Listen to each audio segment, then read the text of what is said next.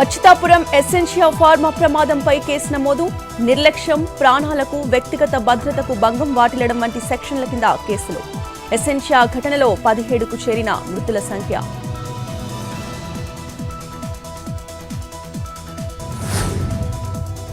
విశాఖలోని సెజ్లో ప్రమాద ఘటనలో మృతుల బంధువుల ఆందోళన.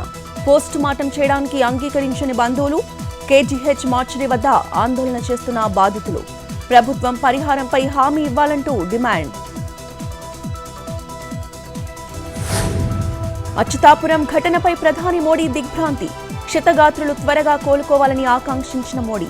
మృతుల కుటుంబాలకి 2 లక్షలు, క్షతగాత్రులకి 50,000 పరిహారం.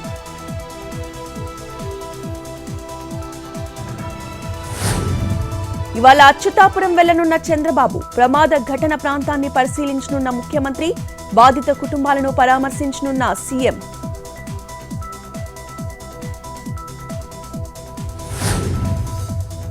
అగ్ని ప్రమాద ఘటనలపై పవన్ కళ్యాణ్ ఆరా. సంబంధిత శాఖలు సమన్వయంతో సేఫ్టీ ఆడిట్ చేపట్టాలన్న డిప్యూటీ సీఎం. భద్రతా ప్రమాణాలు, నిబంధనలు ఖచ్చితంగా అమలయ్యేలా చూడాలని ఆదేశం.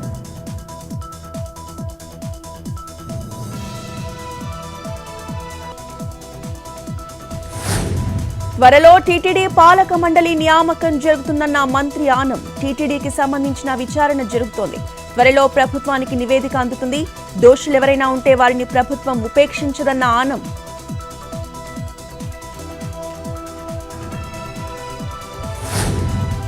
తిరుపతి జిల్లా నాయుడుపేటలో అగ్ని ప్రమాదం. ఆర్ఎన్బి అతిథి గృహం వద్ద కొరియర్ ఆఫీస్లో షార్ట్ సర్క్యూట్. మంటల్ని అదుపు చేసిన ఫైర్ సిబ్బంది.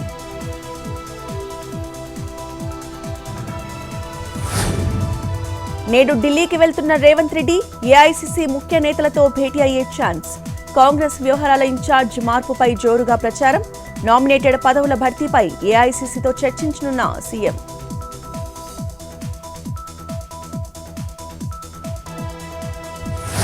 ఆదిలాబాద్ జిల్లా కేంద్రంలో పీఎస్ ముందు విద్యార్థుల ఆందోళన. ప్రిన్సిపల్, ఇతర టీచర్లు వేధిస్తున్నారని ఆరోపణ.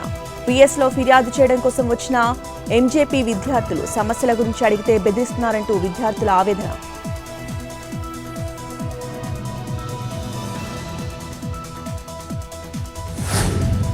నిజామాబాద్ జిల్లా బిర్కూర్లోని గైపిళ్ల వాగులోకి దూసుకెళ్లిన కారు. రోడ్డుపై అడవి పంది అడ్డు రావడంతో తప్పించబోయి వాగులో పడ్డ కారు. ప్రాణాలతో బయటపడ్డ 3 యువకులు. ప్రొక్లైనర్ సహాయంతో కారును బయటకు తీసిన పోలీసులు.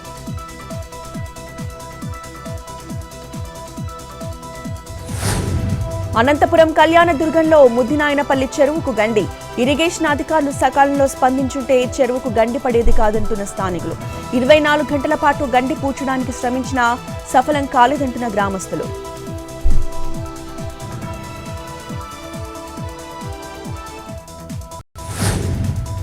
తిరుమలలో కొనసాగుతున్న భక్తుల రద్దీ. స్వామివారి సర్వదర్శనానికి 12 గంటల సమయం. నిన్న స్వామివారి హుండీ ఆదాయం 4,12,00,000.